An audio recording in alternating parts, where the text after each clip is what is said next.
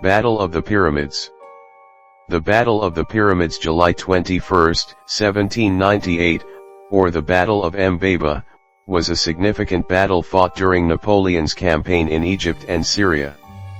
On a battlefield 15 kilometers 9 miles away from the Great Pyramid of Giza, Napoleon Bonaparte's French army won a major victory over a larger Mamluk force, allowing the French to occupy Cairo 3 days later. Origins of the Egyptian expedition. On July 1, 1798, an armada of French ships carrying General Napoleon Bonaparte and the newly christened Armée d'Orient arrived off the coast of Alexandria, Egypt. The French had already undergone a month-long voyage across the Mediterranean, during which they had captured the island of Malta and narrowly evaded a squadron of British warships hunting them. Despite everything they had already experienced, their odyssey was only just beginning. Due to the prevalence of coral reefs, disembarkation was limited to a narrow stretch of coastline at Marabat, some 13 kilometers 8 miles west of Alexandria. The French rowed ashore in longboats, a process that lasted well into the night. Some of the overfilled longboats were capsized by waves, and scores of soldiers drowned. Early the next morning, Bonaparte led his soldiers to Alexandria, which was weakly defended by a garrison of only 500 Egyptian militia and 20 Mamluk warriors. Driven by thirst, the French soldiers rushed over the city's dilapidated fortifications and seized control of Alexandria by midday. The fleet then moved into the harbor to begin unloading the rest of the army. The French expedition to Egypt had begun. Egypt was only the first part of Bonaparte's grand design. After conquering Cairo, he hoped to march into British India. Such an expedition had been suggested by General Bonaparte himself. Though Napoleon's Italian campaign had won him fame and glory, Bonaparte knew that he would have to keep winning victories to retain the love of the masses. Moreover, Bonaparte had long dreamed about carving out an Eastern empire for himself in the manner of his hero Alexander the Great 356 to 323 BCE. "Europe is a molehill," he once remarked. "All the great reputations have come from Asia." Roberts, 159. Indeed, Egypt was only the first part of Bonaparte's grand design. After conquering Cairo, he hoped to march into British India, which he would conquer with the help of anti-British Indian princes, most notably Tipu Sultan. Although the French Directorate five-man government of the French Republic had told Bonaparte not to go as far as India, it allowed him to go ahead with his plan to establish a French colony in Egypt. Such a colony would give France a base to expand its influence in the Mediterranean and Africa, and the rumored wealth of Egypt was enticing to the near-destitute French state. The Directory also thought it prudent to get the ambitious Bonaparte as far away from Paris as possible. Egypt, at this time, was under the nominal rule of the Ottoman Empire, though the true power rested in the hands of a warrior caste known as the Mamluks. The Mamluks had first come to Egypt in 1230, as fighting slaves purchased by the Ayyubid Sultan to strengthen his army. Indeed, the name Mamluk came from the Arabic word for bought man or slave. These slaves quickly formed themselves into a formidable fighting force. When the French first came to Egypt in 1248 during the Seventh Crusade 1248 to 1254, the Mamluks defeated them and even captured King Louis IX of France r 1226 to 1270. A decade later, the Mamluks had become the dominant power in Egypt, a position they retained even after the Ottoman takeover of Egypt in 1517. Though the Sultan in Constantinople sent pashas to govern Egypt, these administrators were little more than figureheads, and the Mamluk Beys continued to rule as they pleased. By 1798, the Mamluks had become unpopular amongst their Egyptian subjects because of their oppressive tax policies, and Bonaparte decided to present himself as the liberator of the Egyptian people. After capturing Alexandria, he wrote a declaration denouncing Mamluk rule. For too long, This rabble of slaves bought in Georgia and the Caucasus has tyrannized the most beautiful country in the world. In the eyes of God all men are equal, so what entitles the Mamluks to all that makes life comfortable and pleasant? Who owns all the great estates? The Mamluks. If Egypt truly and rightfully belongs to them, let them produce the deeds by which God gave it to them.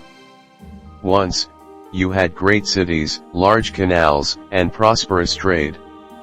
What has destroyed all this if not the greed, iniquity, and tyranny of the Mamluks? Strathern, 75. By declaring war on the Mamluks, and the Mamluks alone, Bonaparte hoped to avoid the wrath of the Ottoman Empire and win the support of the Egyptian people. He ordered his soldiers to present themselves as friends of Islam and to treat any friendly villages and locals they came upon with respect. The Mamluks, meanwhile, were not intimidated by the presence of the French army, which was by this point one of the most efficient fighting forces in the world. Upon learning of the French capture of Alexandria, Murad Bey, one of the Mamluk leaders, promised that he would slice open their heads like watermelons in the fields. Strathern, 66. March into the desert. No sooner had Alexandria fallen than Bonaparte began preparing for the capture of Cairo, which required a 240-kilometer 150 miles march through the desert. As he waited for the remaining horses, cannons, and supplies to be taken off the ships, Bonaparte ordered General Louis de Sea's division to secure Damanhur, a strategically important city on the road to Cairo about 65 kilometers 40 miles from Alexandria. De Sea was to be followed by 3 additional divisions, who were to set out from Alexandria as soon as they had finished disembarking. Meanwhile, a 5th division under General Charles-François Tugua was sent to capture Rosetta.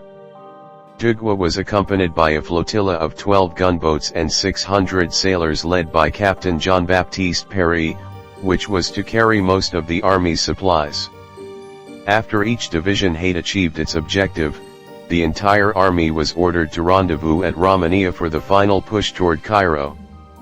De Sea set out for Damanhur on July 3.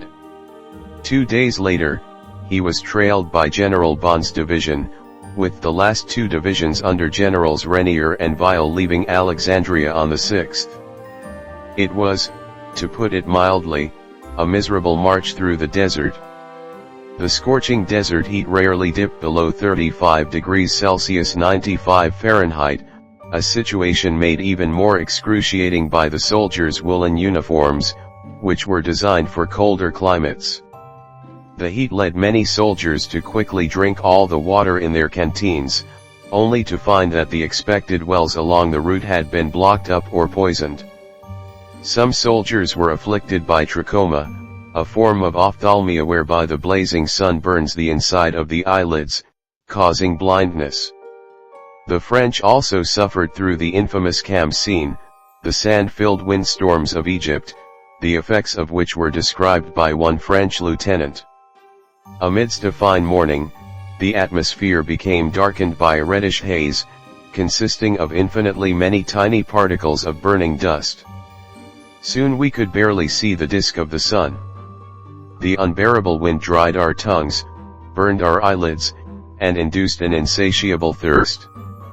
All sweating ceased, breathing became difficult, arms and legs became leaden with fatigue, and it was all but impossible even to speak. Strathern, 86. Overheated, dehydrated, and in some cases blinded, increasing numbers of French soldiers began to fall behind, whereupon they fell into the clutches of the Mamluks and Bedouin tribesmen who had been trailing the invading army. Messengers were kidnapped, and stragglers were butchered. According to one weary officer of General Renier's division, the road to Damanhur was dotted with the mutilated corpses of French soldiers. Under consistent attack from both the elements and the Mamluks, it is no wonder that many soldiers became demoralized. Several Frenchmen committed suicide, while others plotted mutiny. By July 8, all 4 of the malcontent divisions were in Damanhur, with Bonaparte and his staff joining them there the following day. Bonaparte immediately held a war council where he was confronted by his disgruntled generals. Their ringleader was General Meyer, who angrily confronted Bonaparte and accused him of having planned the Egyptian expedition just to satisfy his own vainglorious ambitions. Even Jean Lannes and Joachim Murat, two of Bonaparte's most trusted generals from the Italian campaign, vented their frustrations by throwing their hats in the sand and stomping on them. In response, Bonaparte accused his officers of sedition and threatened to shoot General Thomas Alexander Dumas, another ringleader, if calm was not restored. Begrudgingly, the officers were persuaded to put aside their frustrations. General Meyer, realizing that his outburst had likely ended his career, went out into the desert and shot himself. Skirmish at Shubra, Khit. Bonaparte had reasserted his authority, but only barely.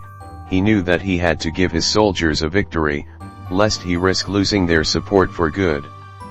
An opportunity was not far off, as Bonaparte received intelligence that the Mamluks were marshalling an army for the defense of Cairo. Murad Bey was leading 4,000 mounted Mamluks and 12,000 Fellahin militia down the Nile to meet the French, while Murad's co-ruler, Ibrahim Bey, was gathering another force at Cairo itself.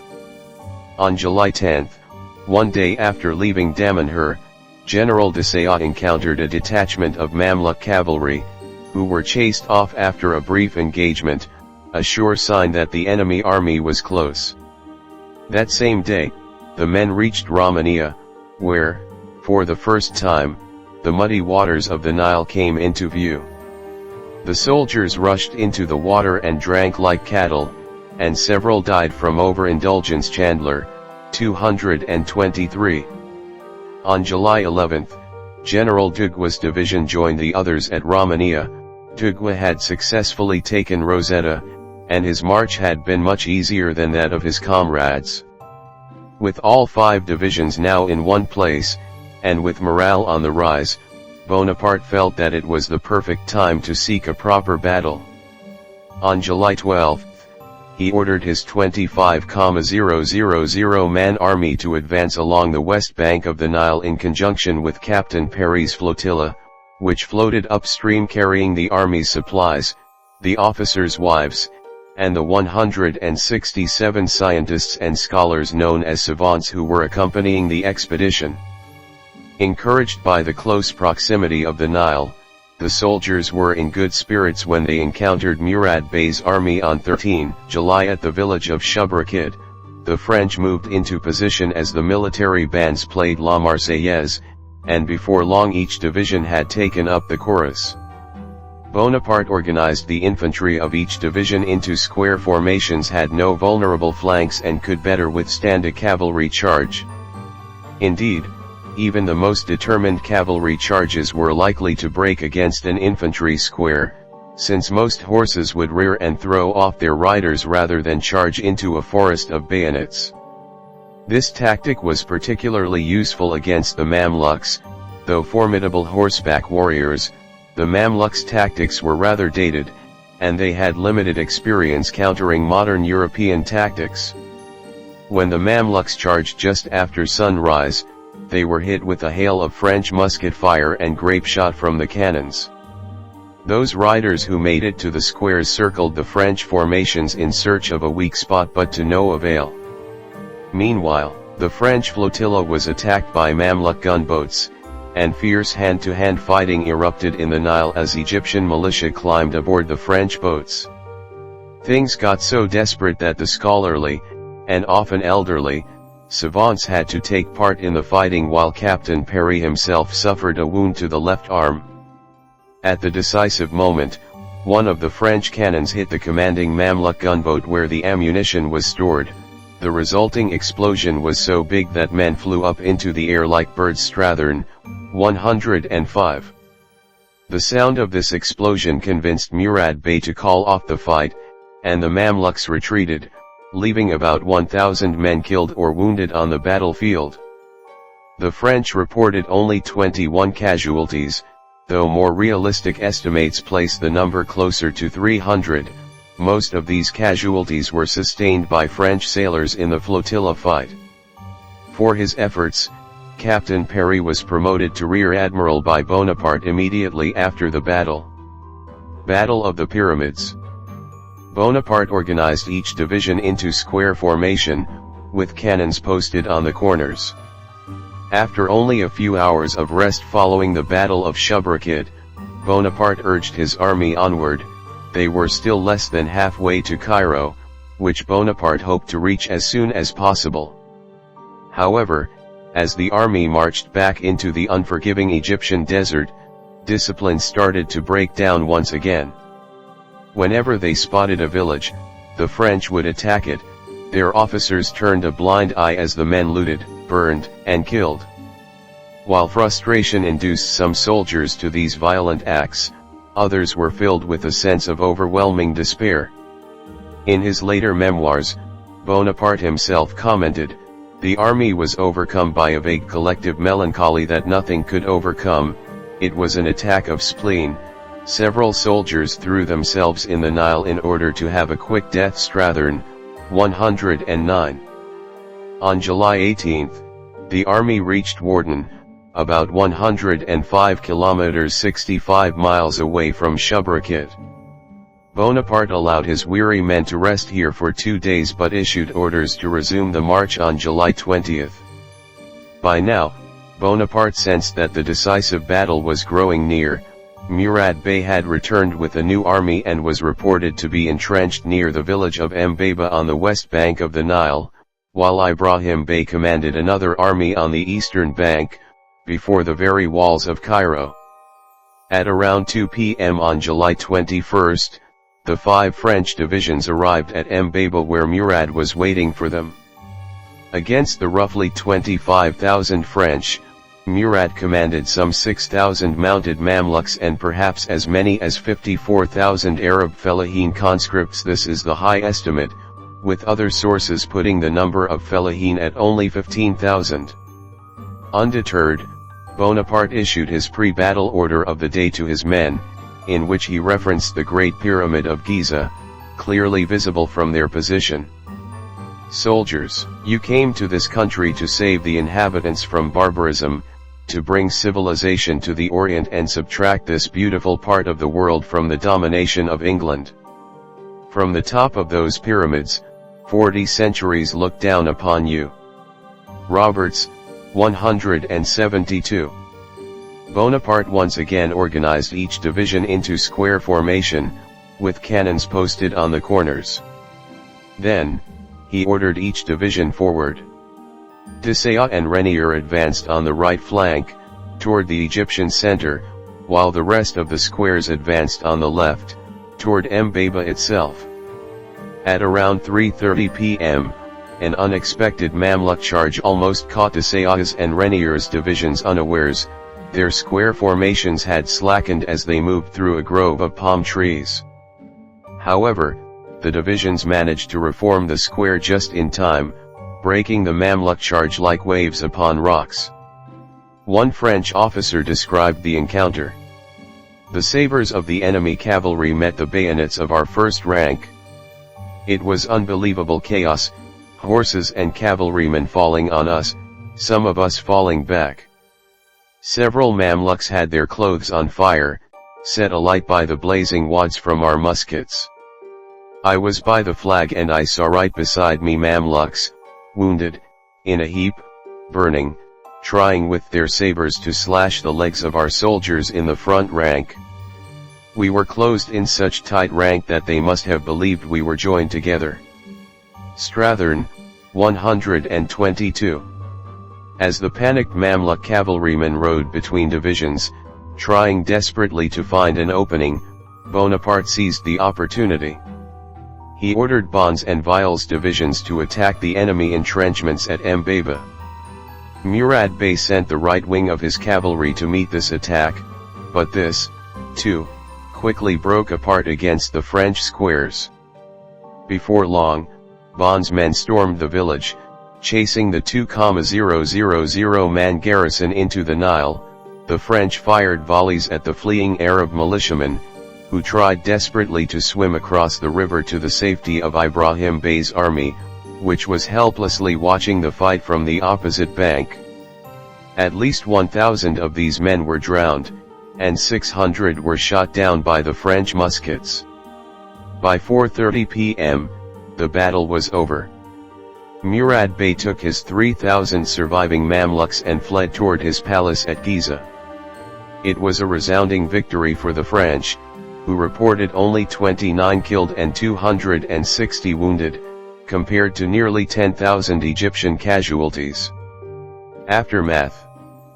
3 days after the battle, Bonaparte's army finally entered Cairo. Their coming went unopposed since both Murad and Ibrahim had fled into Upper Egypt. Bonaparte sent Desailly to track them down, and he set about establishing a French administration in Cairo. The French victory at the Battle of the Pyramids marked the high watermark of Napoleon's Egyptian campaign. Only days later, the French fleet would be destroyed at the Battle of the Nile, cutting Bonaparte's army off from Europe. A year later, Bonaparte would abandon his army in Alexandria after recognizing the expedition's failure and would make his way back to France, where he seized power in the coup of 18 Brumaire. His army would linger in Egypt until its surrender to Anglo-Ottoman forces in 1801.